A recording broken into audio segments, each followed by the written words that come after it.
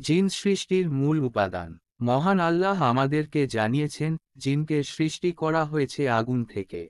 তিনি বলেছেন, والجان خلقناه من قبل من نار السموم এর পূর্বে আমি জিনকে সৃষ্টি করেছি ধূমহীন বিশুদ্ধ অগ্নি হতে। وخلق الجان من مارج من نار তিনি জিনকে সৃষ্টি করেছেন অগ্নিশিখা থেকে। ইবনে আব্বাস, ইকরামা, মুজাহিদ, হাসান প্রমুখগণ বলেছেন, মারিজুন মিন নার, অগ্নিশিখার শেষ প্রান্ত। অন্য এক বর্ণনামতে, বিশুদ্ধ ও সর্বশ্রেষ্ঠ অগ্নিশিখা হতে। ইমাম নাওয়াবি বলেছেন, মারিজ হল গাঢ় আগুনের কৃষ্ণতা মিশ্রিত শিখা।